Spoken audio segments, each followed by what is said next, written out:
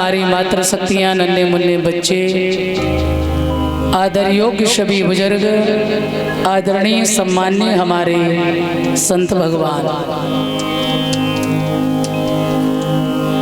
हमारे अध्यात्म गुरुदेव परम श्रद्धेय कुंवर श्री रविराधे जी के चरणों में सर्वप्रथम हमारा कोटि कोटि प्रणाम।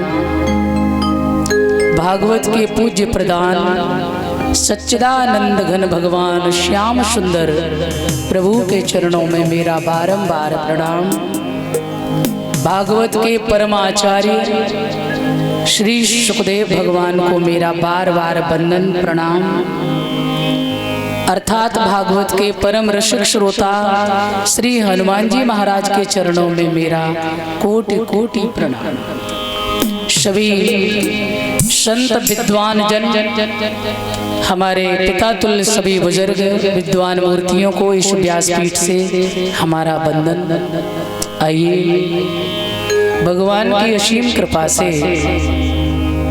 श्रीमद् भागवत सप्ताह ज्ञानयज्ञ जो है, आज इसके पंचम दिवस में आप सभी लोग आनंद ले रहे हैं। भगवान की बड़ी कृपा है। कहते हैं ना, ये भागवत जो है ना साधारण चीज नहीं है। मैंने आपको पहले ही बताया, सुखदेव जी की कृपा के कारण हम संसारी जीवों को ये कथा सुलभ हो गई। भागवत का मेरे लिए निमंत्रण आए या ना आए, यदि कहीं विवाह शादी हो और बिना निमंत्रण के वहां न जाओ तो चलेगा कि भैया उन्होंने बुलाया नहीं, वहां जाना भी नहीं चाहिए, बिना निमंत्रण के नहीं जाना चाहिए। परंतु कहीं भी भगवान की कथा चल रही हो, सत्संग चल रहा हो, ऐसी जगह पे कभी ये मत सोचना कि मेरे लिए कार्ड आए, निमंत्रण आए तब हम कथा सुनने जाएंगे।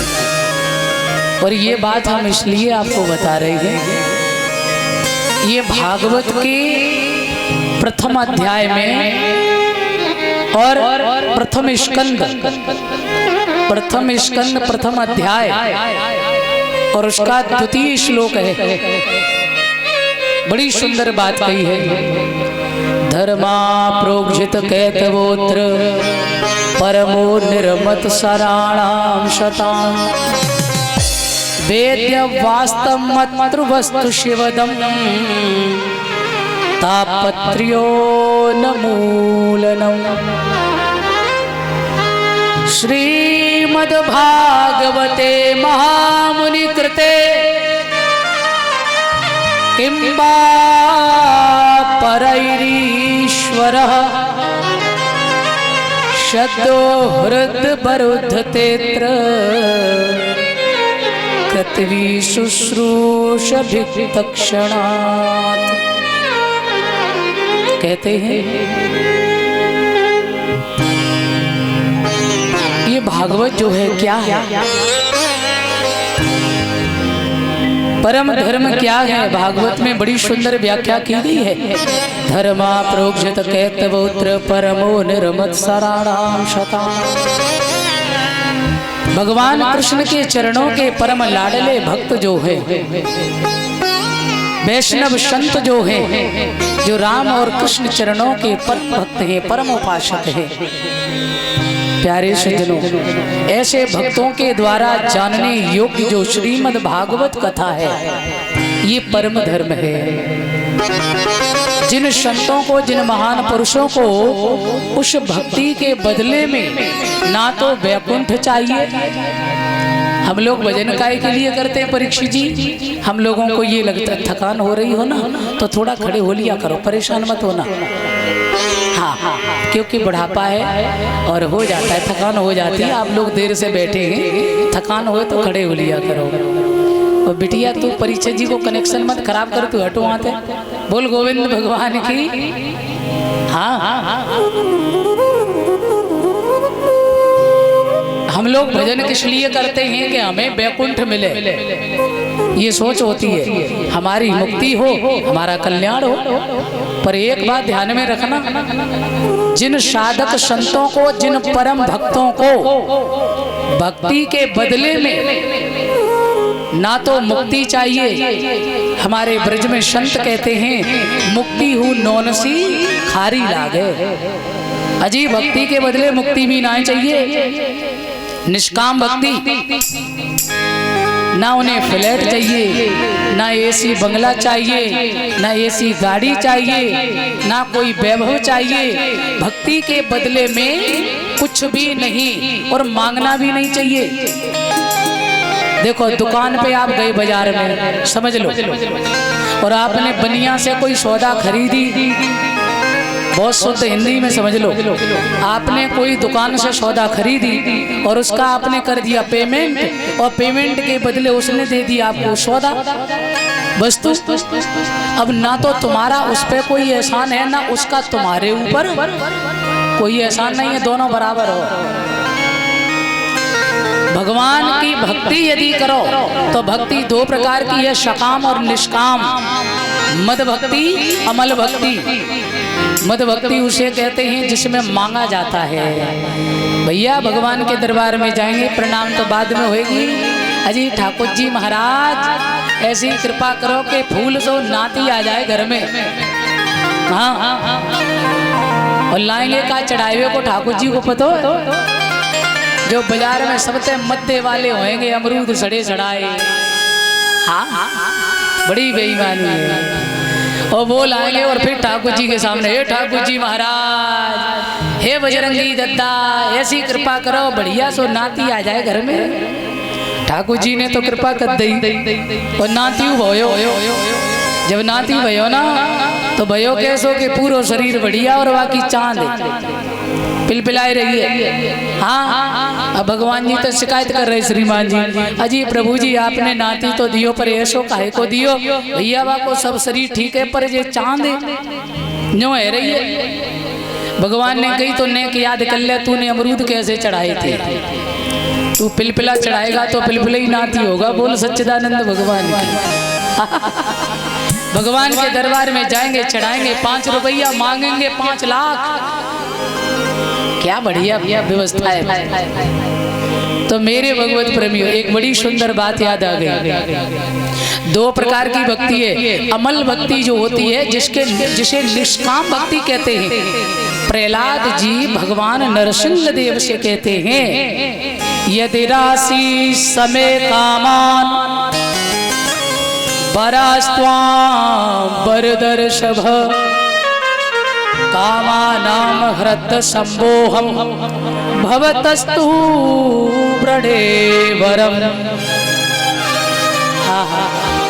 रहे मन वो नर मर चुके, जो कहूँ मांग न जाए, और उनसे पहले वो मरे, जिन मुख सो निकसत नाय। हे केशव, यदि देना चाहते हो तो केवल एक ही वरदान दे दो कि आपसे कभी कुछ मांगने की इच्छा ही न हो, ऐसा वरदान। और हमारे तुम्हारे सामने अगर कहूँ धोखे में भगवान आ जाए तो भगवान का होश खराब कर देंगे हम लोग मांगते मांगते। ये कर दो, नाती को तो सीधा सीधा प्राइम मिनिस्टर बनाओ। हाँ, और लड़का को तो सीधा सीधा पूछो ही मत। आहा, ऐसे पद मांगेंगे भगवान के सामने अगर थोड़ा भी मौका मिल जाए। पर ये भक्ति श्रेष्ठ नहीं है। अच्छा, एक बात और समझना, जिसका मैंने अपने जीवन में सच में स्वयं थोड़ा बहुत अनुभव किया है। यह हमारे अध्यात्म गुरुदेव की कृपा है, परम श्रद्धेय कुंवर श्री रविराधे जी की विशेष कृपा है। कहते हैं ना, बिन मांगे मोती मिले, मांगे मिले न भीख। यदि आप किसी से मांगेंगे और भगवान से ही मान लिया, भगवान से ही मांग रहे, तो आप मांगेंगे तो उतना ही मिलेगा जितना तुमने मांगा है। क्योंकि आप मांगने वाले संसार के छोटे से तुच्छ प्राणी हैं, और देने वाला वो उदार दानी परमात्मा है। हम मांगते हैं तो अपनी औकात के हिसाब से कितना मांग सकते, क्या मांग सकते। नौकरी दे दो लड़की को, बढ़िया लड़का दे दो, लगो लगाओ, और नाती दो घर में बहू बढ़िया नौकरी करने लगे, और बढ़िया सो मकान बन जाए, ऐसी गाड़ी बंगला खेती टपरिया सब हो जाए, यही तो मांगोगे। अरे बड़ी भूल है, और ये मांगना तुम्हारे लिए व्यर्थ है, समझना। कहते हैं ना सीधा सीधा सुप्रीम पावर मांग लो। यदि मांगे बिना तुम्हारा काम ना चले, पहले तो मांगो ही मत, और यदि बिना मांगे काम न चले तो फिर भगवान से भगवान को ही मांगो।